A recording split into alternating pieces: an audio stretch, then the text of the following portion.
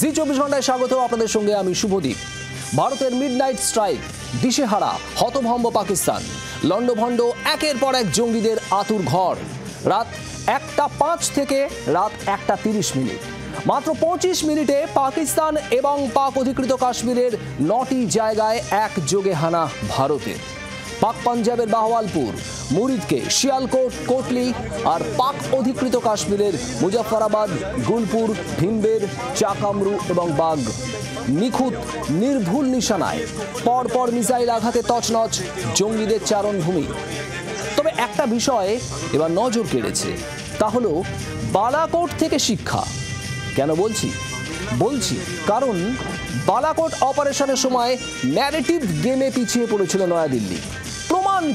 প্রমাণ কি জঙ্গি মরেছে না গাছ মরেছে, এই সব প্রশ্নের মুখোমুখি হতে হয়েছিল ভারত সরকারকে। সেই ন্যারেটিভ গেম থেকে শিক্ষা নিয়েই এবার আগে ভাগে সব প্রস্তুতি সারা ছিল। সকাল থেকে ইন্টারনেটে 6 লাখ মিসাইল হানার ছবি। বেলা বাড়তেই সাংবাদিক বৈঠক ভারতীয় সেনা এবং বিদেশ মন্ত্রকে। পর স্যাটেলাইট ছবি প্রকাশ্যে আনলো ভারত।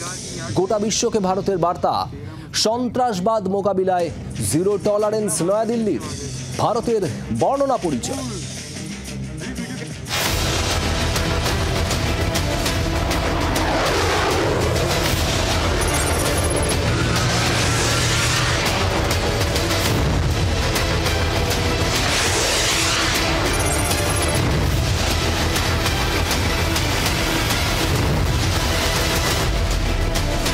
टेररिस्ट कैंप को टारगेट किया गया और पूरी तरह से इसे बर्बाद किया गया।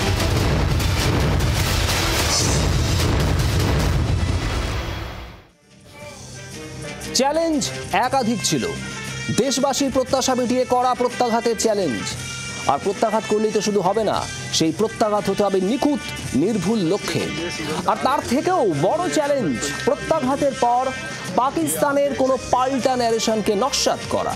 আর সেজন্য দরকার হামলার হাতে গরম প্রমাণ। অপারেশন সিঁদুরে সেই হাতে গরম প্রমাণ সঙ্গে রেখেই হামলার বর্ণনা বিতর্কেও ইতি টেনেছে নয়াদিল্লি।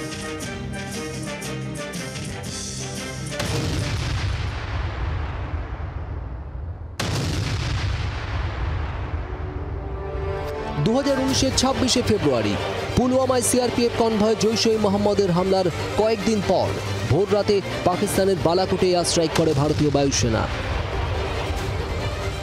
নয়াদিল্লির তরফে পরের দিন ওই স্ট্রাইকের কথা প্রকাশ্যে আনার সময় বলা হয়েছিল, বালাকোটের নির্দিষ্ট কিছু জঙ্গি ঘাঁটি লক্ষ্য করে বোমা বর্ষণ করে ভারতীয় যুদ্ধ বিমান। গুড়িয়ে দেওয়া হয় একাধিক জঙ্গি ঘাঁটি। তবে ভারতের এই দাবিকে পুরোপুরি উড়িয়ে দিয়েছিল পাকিস্তান। ভারতের বিমান হানার কথা স্বীকার করলেও ইসলামাবাদের দাবি ছিল ওই এয়ার স্ট্রাইকে সেরকম কোনো ক্ষতিই হয়নি পাকিস্তানের দাবি ছিল বালাকোটের কোনো এক পার্বত্য এলাকায় জনশূন্য স্থানে বোমা বর্ষণ করে ভারতীয় যুদ্ধ বিমান। বালাকোটে ঠিক কতটা নিখুঁত ছিল অপারেশন, কতটা ক্ষতি হয়েছিল জঙ্গি ঘাঁটিগুলির, তা নিয়ে বিতর্ক আজও রয়েছে। নানা রকম ন্যারেশন বা বর্ণনা বিতর্ক যাতে অপারেশন সিঁদুরকে ছুঁতে না পারে, তা নিয়ে এবার আগে ভাগেই প্রস্তুতি সেরে রেখেছিল নয়াদিল্লি। মঙ্গলবার মধ্যরাতে ভারতীয় বায়ুসেনা 9টি জঙ্গি ঘাঁটিতে হামলা তো চালিয়েইছে, একই সঙ্গে বন্দি করেছে হামলার মুহূর্তের ছবি। হামলার যাবতীয় স্যাটেলাইট ইমেজ সঙ্গে নিয়েই বুধবার সাংবাদিকদের মুখোমুখি হয় বিদেশ মন্ত্রক এবং প্রতিরক্ষা মন্ত্রক। गुलपुर कैंप कोटली, यह एलओसी से 30 किलोमीटर दूर था। लश्कर-ए तोयबा का बेस था जो रजौरी पुंछ में सक्रिय था। 20 अप्रैल 2023 को पुंछ में और 9 जून 2024 को तीर्थ यात्रियों के बस हमले में यहीं से आतंकी को ट्रेन किया गया था। बरनाला कैंप भिम्बर, ये एलओसी से 9 किलोमीटर दूर है। यहाँ पर हथियार हैंडलिंग, आईडी व जंगल सर्वाइवल का प्रशिक्षण केंद्र था। अब्बास कैंप कोटली, यह एलओसी से 13 किलोमीटर दूर है। लश्कर-ए तोयबा का फिदाइन यहाँ तैयार होता था। इसकी कैपेसिटी 15 टेररिस्ट को ट्रेन करने की थी। এভাবেই পাক অধিকৃত কাশ্মীর এবং পাকিস্তানের যে 9টি জায়গায় হামলা চলে সেগুলির সম্পর্কে হাতে গরম প্রমাণ স্ক্রিনে দেখিয়েই সাংবাদিকদের গোটা অপারেশনের কথা জানায় বিদেশ ও প্রতিরক্ষা মন্ত্রক। এভাবেই এবারে স্ট্রাইকে বর্ণনা বিতর্কে শুরুতেই দাঁড়ি টেনেছে নয়াদিল্লি। পাকিস্তানের পক্ষে এরপর আর নতুন কোনো ন্যারেটিভ তৈরি করা যে সম্ভব নয় তা আরও স্পষ্ট হয়েছে জৈশ নেতা জঙ্গি মাসুদ আজহারের বিবৃতি সামনে আসার পর। বাওয়ালপুরের জৈশি মোহাম্মদের হেডকোয়ার্টারের হামলায় তার পরিবারের মোট 14 জনের মৃত্যুর খবর স্বীকার করেছে মাসুদ নিজেই। ব্যুরো রিপোর্ট, জি24 ঘন্টা। পহেলগাঁওয়ে হিন্দু মহিলাদের সিঁথির সিঁদুর মুছে দিয়েছিল পাক মদতপুষ্ট জঙ্গিরা। এবার পাকিস্তানকে সিঁদুরে মেঘ দেখালো ভারত। মঙ্গলবার গভীর রাতে নিয়ন্ত্রণ রেখা না পেরিয়েও পাকিস্তানের 9টি জায়গায় মিসাইল বর্ষণ করলো ভারতীয় সেনাবাহিনী। বেছে বেছে গুড়িয়ে দেওয়া হলো লস্কর ও জৈশে মোহাম্মদের জঙ্গি তৈরির কারখানা। বদলার এই পোশাকি নাম অপারেশন সিঁদুর।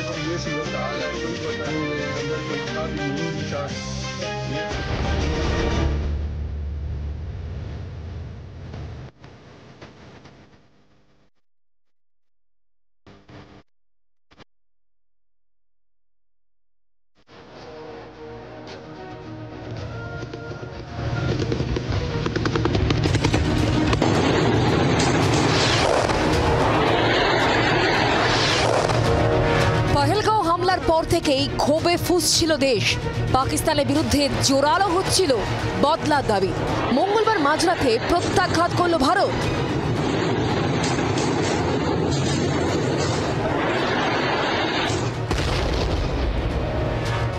পহেলগাঁওয়ে হিন্দু মহিলাদের সিঁথির সিঁদুর মুছে দিয়েছিল জঙ্গিরা। সেই সিঁদুরের জোরেই জবাব দিল ভারত। সেই জবাবের পোশাকি নাম অপারেশন সিঁদুর। মঙ্গলবার রাত 1:05 শুরু হয় ভারতীয় সেনাবাহিনীর অভিযান। সেনা ও বায়ুসেনার যৌথ অভিযান চলে রাত 1:30 পর্যন্ত। পাকিস্তান ও পাক অধিকৃত কাশ্মীরের 9টি জায়গায় হামলা চালানো হয়। গুড়িয়ে দেওয়া হয় লস্কর-ই তৈবা জৈশ-ই মোহাম্মদের জঙ্গি ঘাঁটিগুলি। ভারতীয় আকাশসীমা লঙ্ঘন না করে প্রত্যাঘাত করে সেনাবাহিনী। আগে থেকে বেছে রাখা টার্গেট, জঙ্গি ঘাঁটি ভাঙতে নিখুঁত হামলা। কোন কোন অস্ত্রে সাফল্য পেল অপারেশন সিঁদুর? সেনা সূত্রে জানা গিয়েছে পাক জঙ্গি ঘাঁটি ভাঙতে দূরপাল্লার স্ক্যাল্প ক্রুজ মিসাইল ব্যবহার করে ভারতীয় বিমান বাহিনী। যুদ্ধ বিমান থেকে ছোড়া এই মিসাইলে 300 কিলোমিটার দূরের লক্ষ্যবস্তুকেও অনায়াসে আঘাত হানতে পারে।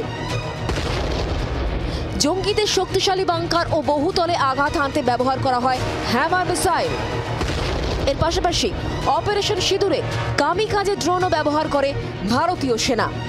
অন্তরালে থেকে নজরদারির পর টার্গেটে আত্মঘাতী হামলা চালাতে সক্ষম এই ধরনের ড্রোন। অপারেশন সিঁদুরের বিস্তারিত তথ্য জানাতে বুধবার সকালে সাংবাদিকদের মুখোমুখি হন বিদেশ সচিব বিক্রম মিস্ত্রি। তার দুপাশে ছিলেন কর্নেল সোফিয়া কুরেশি এবং উইং কমান্ডার ভূমিকা সিং। এদিন গোয়েন্দা সূত্রে পাওয়া খবরের ভিত্তিতে বিদেশ সচিব বলেন, আগামী দিনে ভারতের বিরুদ্ধে আরও বড় হামলার ছক কষছে পাক মদতপুষ্ট জঙ্গিরা।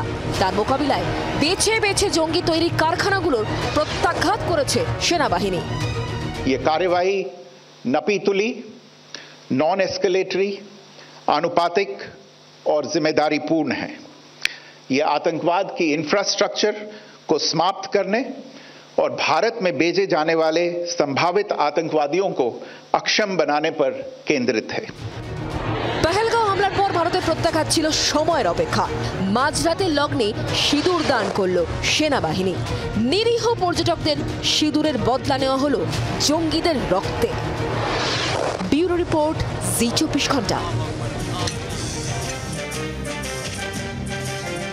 মুরিদকে এবং বাওয়ালপুর পাকিস্তানের সন্ত্রাসের 2 আতুর ঘর। মাত্র 25 মিনিটের অপারেশনে ধ্বংস সন্ত্রাসবাদের 2 চারণ ক্ষেত্র। ভারতকে দশকের পর দশক ধরে টার্গেট করে আসছে লস্কর-ই তৈবা, জৈশ-ই মোহাম্মদ। সেই 2 জঙ্গি সংগঠনের বুকেই হামলা চালালো ভারতীয় সেনা। ধূলিসাৎ তাদের সদর দপ্তর। মাসুদ আজহার, হাফিজ সৈয়দদের জঙ্গি ট্রেনিং সেন্টার আজ নিশ্চিহ্ন।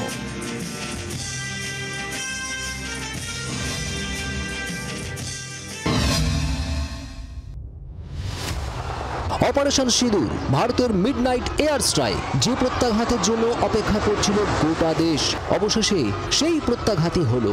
যে প্রত্যাঘাত আঘাত হানল পাকিস্তানের বড় 2 জঙ্গি তৈরির কারখানায়।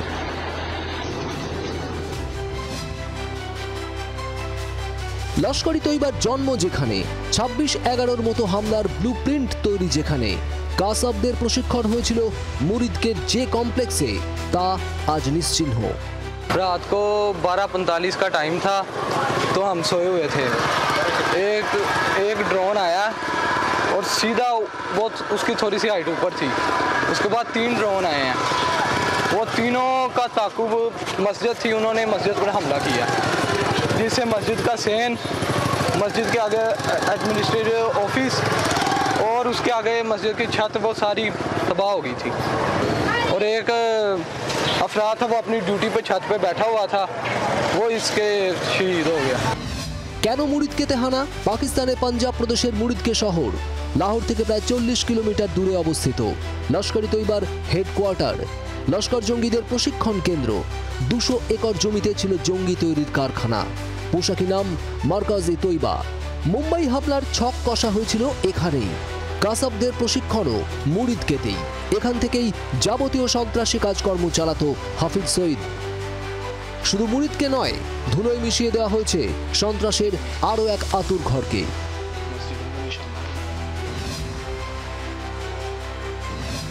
জৈশ-ই মোহাম্মদ কয়েক দশক ধরে ভারতে সন্ত্রাসবাদী হামলা চালিয়ে আসছে মাসুদ আজহারের জঙ্গি সংগঠন। সেই জৈশের সদর কার্যালয়ে আজ পৃথিবীর বুকে নিশ্চিহ্ন। কেন ভাওয়ালপুর টার্গেট? পাকিস্তানের এই শহর জৈশ-ই মোহাম্মদের শক্ত ঘাঁটি বলে পরিচিত। জৈশের জামিয়া মসজিদ সুবহানাল্লাহ ক্যাম্পাসকে টার্গেট করা হয়। এই ঘাঁটিরই অন্য নাম উসমান ও আলী ক্যাম্পাস। জৈশ জঙ্গিরা এখানেই প্রশিক্ষণ নেয়। জঙ্গি সংগঠনের মাথা মৌলানা মাসুদ আজহারও এখানেই থাকেন। হামলায় মাসুদ আজহারের পরিবারের 10 জন খতম বলে খবর।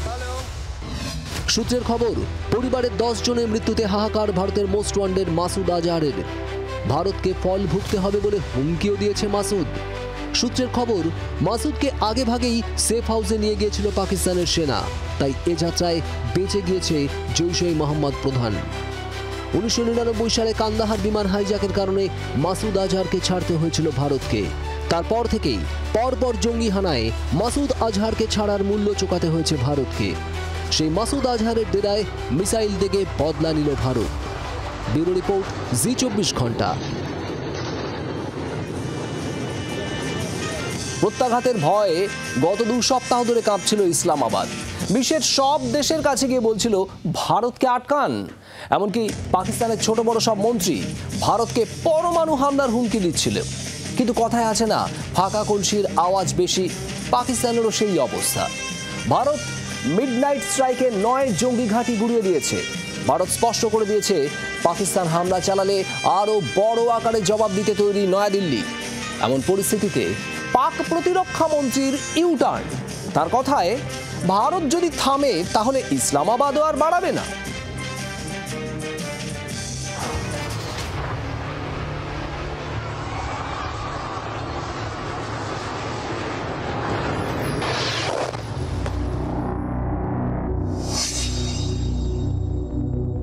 পাকিস্তানের ঘুম উড়িয়েছে ভারতের প্রত্যাঘাত। দিশেহারা এখন ইসলামাবাদ। এতদিন যে ইসলামাবাদ পরমাণু বোমার হুমকি দিচ্ছিল, সেই পাকিস্তান এখন কি করবে বুঝে উঠতে পারছে না। ভারত স্পষ্ট করে দিয়েছে, অপারেশন সিঁদুরে কোনো সাধারণ পাক নাগরিক মারা যায়নি। টার্গেট করা হয়েছিল শুধুমাত্র জঙ্গিদের এবং জঙ্গি ঘাঁটিগুলিকে। कल रात हमारी भारतीय सेनाओं ने अपने अद्भुत शौर्य और पराक्रम का परिचय देते हुए एक नया इतिहास रच दिया है। भारत की सेना ने सटीकता, सतर्कता और संवेदनशीलता के साथ कार्रवाई की। हमने जो लक्ष्य तय किए थे, उन्हें ठीक समय तय योजना के अनुसार सटीकता से उन्होंने ध्वस्त किया है। और किसी भी नागरिक ठिकाने, सिविलियन पॉपुलेशन को जरा भी प्रभावित न होने देने की संवेदनशीलता भी हमारी सेना ने दिखाई है।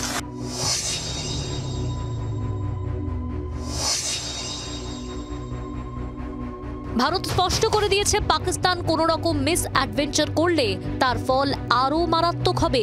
আর এতেই ভয় সিঁটিয়ে গিয়েছে পাকিস্তান। গতকাল পর্যন্ত যে পাকিস্তান পরমাণু হামলার হুমকি দিচ্ছিল, সেই পাকিস্তানের প্রতিরক্ষা মন্ত্রী আন্তর্জাতিক সংবাদ মাধ্যমকে দেওয়া সাক্ষাৎকারে বলছেন যে ভারত যদি থামে তাহলে পাকিস্তানও আর এগোবে না। This has been initiated by India. If India is ready to back down, they have taken the initiative. We have just responded. We have been saying all along in last fortnight that we'll never initiate anything hostile towards India. But if we are attacked, we'll respond. If India backs down, we will definitely wrap up these things, But as long we are under attack, under fire, we have to respond. We have to defend ourselves. পেরে না উঠতে পেরে এখন কাশ্মীরের নিয়ন্ত্রণ রেখায় তীব্র গোলা বর্ষণ করছে পাক সেনা। এখনো পর্যন্ত পাক গোলা বর্ষণে কাশ্মীরে একাধিক মৃত্যুর খবর মিলেছে। पहलगाम हमले के बाद जो सीमा के हालात युद्ध में तब्दील हो चुके हैं, पाकिस्तान की तरफ से लगातार सीज फायर का उल्लंघन करते हुए पुंछ शहर को निशाना बनाया गया है। तस्वीरों में आप देख भी सकते हो ये पुंछ शहर का एक इलाका है जहां पे जो अभी कुछ देर पहले जो पाकिस्तान का आर्टिलरी फायर जहां पे पहुंचा था, वो आप तस्वीरों में साफ देख सकते हो। गाड़ियों की क्या हालात है, और ये सामने आप दुकानें देखिए, इसके साथ घर देखिए। यहाँ पे कुछ लोग खड़े थे, 3 से 4 लोग यहाँ पे इंजर्ड भी हुए हैं, जिनको फौरी तौर पर पुंछ के राजा सुखदेव सिंह अस्पताल लाया जाया गया।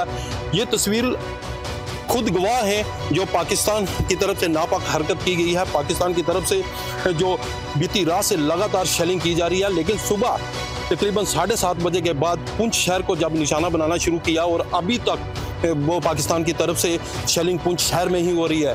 পাক সেনাকে পাল্টা জবাব দিয়েছে ভারতও। সব মিলিয়ে প্রত্যাঘাতে ভারতের শক্তি বুঝতে পেরে দিশেহারা অবস্থা ইসলামাবাদের।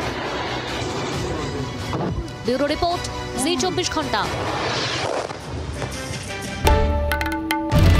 বাংলার আওয়াজ, বাঙালির আবেগ, জি 24 ঘন্টা।